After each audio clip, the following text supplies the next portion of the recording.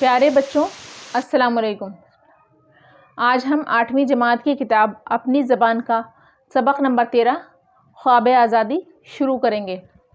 Video شروع کرنے سے پہلے میری آپ سے گزارش ہے کہ آپ ہمارے چینل اردو انفلوئنسر کو سبسکرائب کریں اور برابر میں بنے بیل آئیکن کو بھی دبا دیں تاکہ ہماری ہر آنے والی نئی ویڈیو کا نوٹیفیکیشن آپ کو سب سے پہلے مل سکے۔ ویڈیو پسند آنے کی صورت میں لائک کریں، اپنے دوستوں اور عزیزوں کے ساتھ شیئر بھی کریں تاکہ وہ بھی آپ کی طرح اس سے فائدہ اٹھا سکیں۔ بچوں، سبق نمبر 13 خواب آزادی ایک نظم ہے جسے شوکت تھانوی نے لکھا ہے۔ چلیے اب ہم نظم خواب آزادی کا ایک ایک شعر پڑھیں گے اور ساتھ ہی ساتھ اس کی تشریح بھی سمجھتے جائیں گے۔ نظم شروع ہوتی ہے۔ پہلا شعر ہے: اپنی آزادی کا دیکھا خواب میں نے رات کو، یاد کرتا ہوں میں اپنے خواب کی ہر بات کو۔ اس کا سیاق و سباق ہے۔ یہ شعر نظم خواب آزادی سے لیا گیا ہے جسے شوکت تھانوی نے لکھا ہے۔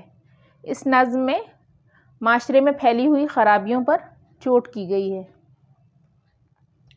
تشریح: شاعر کہتا ہے کہ رات کو میں نے خواب دیکھا کہ میں آزاد ہوں، اور جب سے خواب دیکھا ہے میں اپنے خواب کی ہر بات کو یاد کرتا ہوں۔ دوسرا شعر ہے: میں نے یہ دیکھا کہ میں قید سے آزاد ہوں، یہ ہوا محسوس جیسے خود میں زندہ باد ہوں۔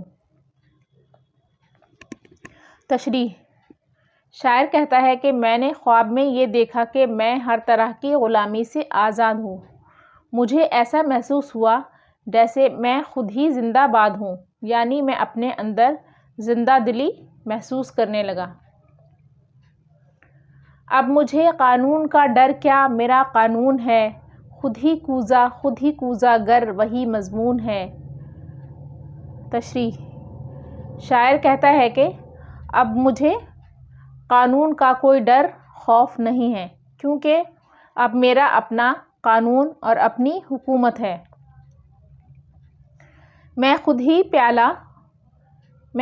پیالہ ہوں اور خود ہی اس پیالے کو بنانے والا ہوں۔ سب کچھ وہی ہے مگر آج میں آزاد ہوں۔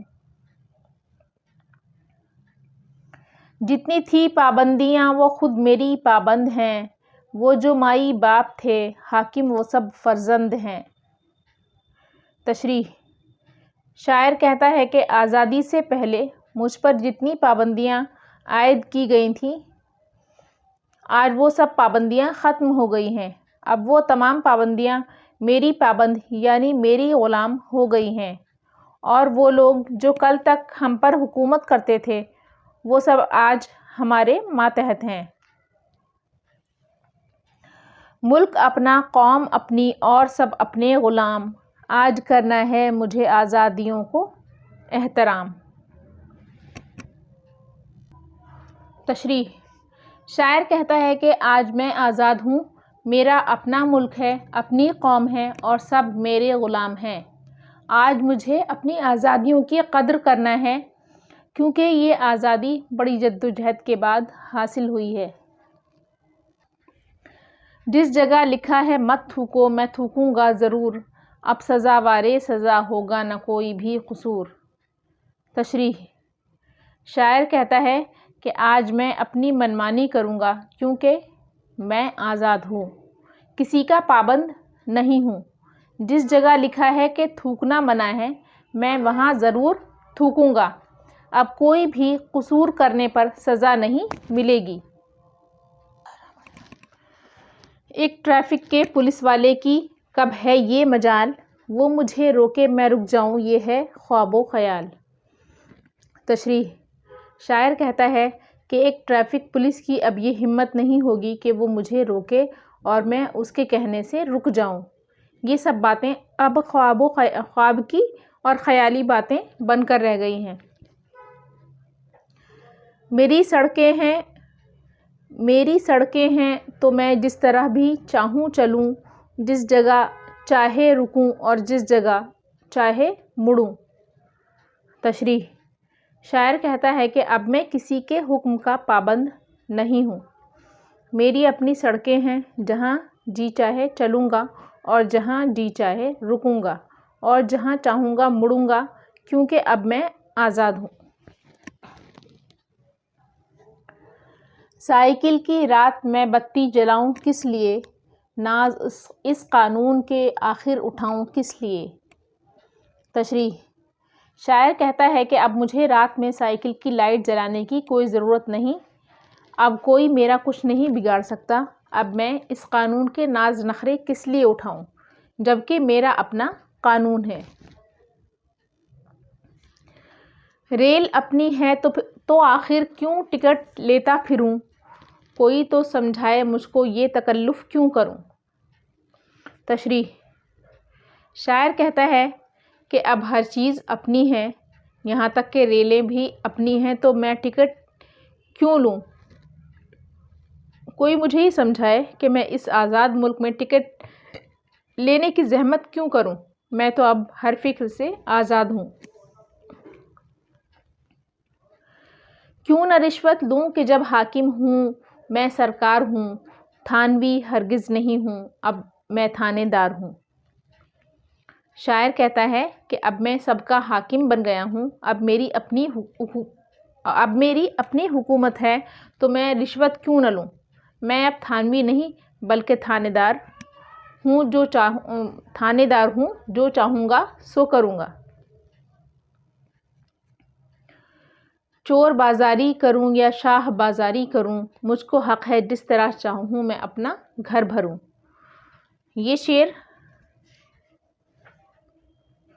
اس شعر میں شاعر کہتا ہے کہ میں بادشاہ بن کر عیش و آرام کی زندگی گزاروں یا کالے دھندے کروں، مجھے اب یہ حق حاصل ہے کہ جس طرح بھی ہو اپنا گھر بھروں، دوسروں کی فکر کرنا چھوڑ دوں۔ گھی میں چربی کے ملانے کی ہے آزادی مجھے، اب ڈرا سکتی نہیں گاہک کی بربادی مجھے۔ تشریح: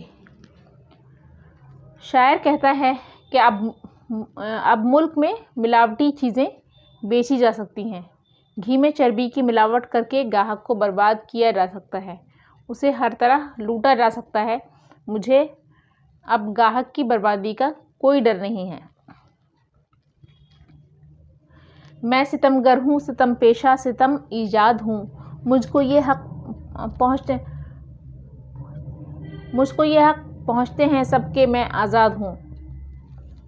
تشریح: شاعر کہتا ہے کہ میں لوگوں پر ظلم و ستم ڈھاتا ہوں، ظلم و ستم کرنا میرا پیشہ بن گیا ہے، مجھے یہ حق حاصل ہے کیونکہ میں آزاد ہوں، مجھ پر کوئی پابندی نہیں ہے۔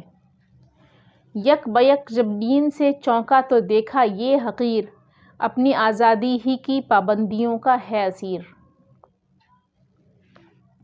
تشریح: شاعر کہتا ہے کہ خواب دیکھتے دیکھتے اچانک نیند سے بیدار ہوا تو دیکھا کہ اپنی آزادی کی پابندیوں میں قید ہوں، یعنی آزادی کا یہ مطلب نہیں کہ اس کا ناجائز فائدہ اٹھا کر دوسروں کو تکلیف دوں۔ اس نظم کا مرکزی خیال یہ ہے، یہ ایک طنزیہ نظم ہے۔ اس نظم کے ذریعے شاعر شوکت تھانوی نے معاشرے پر طنز کیا ہے، کس طرح کی بدعنوانیاں ہمارے معاشرے کو بربادی کے راستے پر لے جا رہی ہیں اور کس طرح لوگ آزادی کا ناجائز استعمال کر کے ملک کو تباہ و برباد کر رہے ہیں۔ اب اس نظم کی تشریح اور مرکزی خیال کے بعد اب اس نظم میں جو چند مشکل الفاظ آئے ہیں انہیں ہم سمجھ لیتے ہیں۔ کوزہ یعنی مٹی کا پیالہ، کلہڑ، کوزہ گر، کوزہ بنانے والا یعنی کمہار، فرزند، بیٹا، یک بیک، اچانک، یکایک، حقیر، کمتر، اسیر، قیدی، سزاوار، سزا کے لائق۔ اب الفاظ معنی کے بعد یہاں پہ چند سوالات ہیں جن کے اب ہم آپ کو جواب بتائیں گے۔ پہلا سوال ہے، شاعر نے خواب میں کیا دیکھا؟ جواب، شاعر نے خواب میں دیکھا کہ اسے آزادی مل گئی ہے۔ وہ ہر قید سے آزاد ہو کر خود کو زندہ محسوس کر رہا تھا۔ سوال نمبر 2، شاعر کے بے خوف ہونے کی کیا وجہ تھی؟ جواب، شاعر کے بے خوف ہونے کی وجہ یہ تھی کہ حکومت اور قانون سبھی اس کا تھا، وہ جو چاہے کرے، اسے کوئی کچھ نہیں کہہ سکتا۔ سوال نمبر 3، خود ہی کوزا گر وہی مضمون ہے، اس مصرعے میں شاعر کیا کہنا چاہتا ہے؟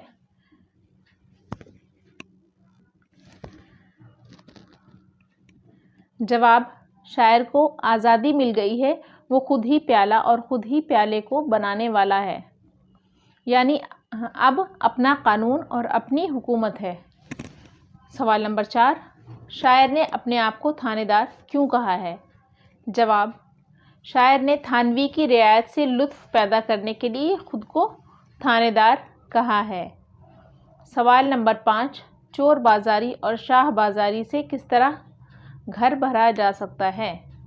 جواب، اپنے مقصد کو پورا کرنے کے لیے رشوت خوری، دھوکہ دھڑی اور کالے دھندے کا طریقہ اپنا کر سفید پوش لباس پہن کر دوسروں کے مفاد کو نظر انداز کر کے اپنا گھر بھرا جا سکتا ہے۔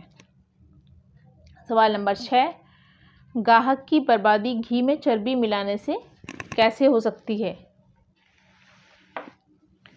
جواب، گھی میں چربی کی ملاوٹ کر کے گاہک کو دھوکہ دیا جاتا ہے۔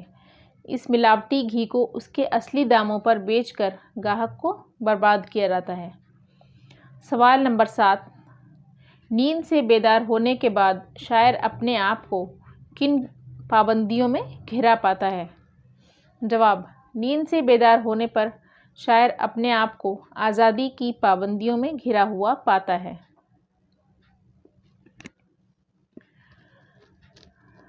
اس کے بعد سوال و جواب کے بعد اب ہم خالی جگہ پر کریں گے، بلکہ مصرعوں کو مکمل کریں گے۔ اس میں ایک مصرعہ دیا ہے، ملک اپنا، قوم اپنی اور سب اپنے غلام، اور اس میں دوسرا مصرعہ میں خالی جگہ میں بھرنا ہے۔ خالی جگہ میں ہے، آج کرنا ہے مجھے آزادیوں کا احترام۔ اب اس میں پہلے خالی جگہ ہے، اس کے بعد ہے اب سزاوار سزا ہوگا نہ کوئی بھی قصور۔ اس کی خالی جگہ میں آئے گا، یعنی اس کا پہلا مصرعہ ہے، جس جگہ لکھا ہے مت تھوکو میں تھوکوں گا ضرور۔ میری سڑکیں ہیں تو میں جس طرح بھی چاہوں چلوں۔ اس کے بعد اس کا دوسرا مصرعہ ہم بتائیں گے، یعنی خالی جگہ میں یہ مصرعہ آئے گا، جس جگہ چاہے رکوں اور جس جگہ چاہے مڑوں۔ اب پھر اس کے بعد پھر خالی جگہ ہے، یعنی پہلا مصرعہ ہمیں بھرنا ہے۔ خالی جگہ میں پہلا مصرعہ یہ آئے گا، کیوں نہ رشوت لوں کہ جب حاکم ہوں میں سرکار ہوں، تھانوی ہرگز نہیں ہوں اب میں تھانے دار ہوں۔ نیچے لکھے ہوئے لفظوں کو اپنے جملوں میں استعمال کیجیے۔ الفاظ ہیں جنہیں ہمیں جملوں میں استعمال کرنا ہے، احترام، سزاوار، رشوت، چور بازاری، حقیر۔ پہلا لفظ ہے احترام۔ اس کا جملہ ہے، ہمیں بڑوں کا احترام کرنا چاہیے۔ سزاوار، اس کا جملہ بنائیں گے، قانون توڑنے والا سزاوار ہوتا ہے۔ رشوت، اس لفظ کا جملے میں اس طرح استعمال کریں گے، رشوت لینا اور دینا اسلام میں جائز نہیں۔ اس کے بعد والا لفظ ہے چور بازاری، زیادہ نفع کمانے کے لیے بعض لوگ چور بازاری کرتے ہیں۔ حقیر، کسی کو حقیر سمجھنا اچھی بات نہیں۔ اب جملوں کے بعد کچھ الفاظ یہاں دیے گئے ہیں جن کے ہمیں متضاد بتانا ہے۔ الفاظ ہیں آزادی، قید، زندہ باد، غلام، اسیر، بربادی۔ اب ہم اس کا ایک کالم بنائیں گے، ایک طرف الفاظ لکھیں گے، دوسری طرف اس کے سامنے متضاد۔ آزادی کا متضاد غلامی، قید کا رہائی، زندہ باد کا مردہ آباد، غلام کا آقا، اسیر اس کا متضاد ہوگا آزاد، بربادی کا متضاد آبادی۔ اب چند لفظ یہاں دیے گئے ہیں جنہیں دار لگا کر بنانا ہے۔ الفاظ ہیں ایمان، عزت، وفا، تھانے، چوکی۔ ایمان سے ایماندار، عزت سے عزت دار، اس میں دار لگانا ہے تو ہم وفا میں دار لگائیں گے تو وفادار، تھانے میں تھانے دار، چوکی اس میں دار لگائیں گے تو یہ چوکی دار بن جائے گا، چوکی سے چوکی دار۔ اس سبق کے آخر میں ایک سوال ہے عملی کام میں۔ اس کا ایک سوال ہے کہ نظم کا مرکزی خیال لکھیے۔ تو نظم کا مرکزی خیال ہم آپ کو ابھی اسی ویڈیو میں تشریح سے پہلے بتا چکے ہیں۔ اب اس سبق کا سب سے آخری سوال ہم پڑھتے ہیں۔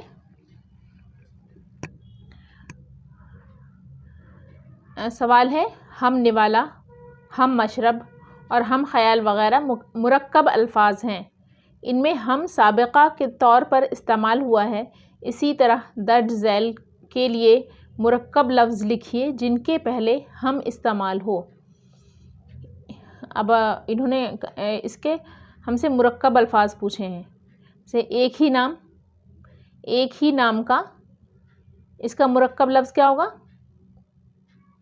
ہم نام۔ ایک ہی مذہب کا، ہم مذہب۔ ایک شکل کا، ہم شکل۔ برابر کی عمر کا، ہم عمر۔ ساتھ سفر کرنے والا، ہم سفر۔ اسی کے ساتھ یہ لیسن سبق نمبر 13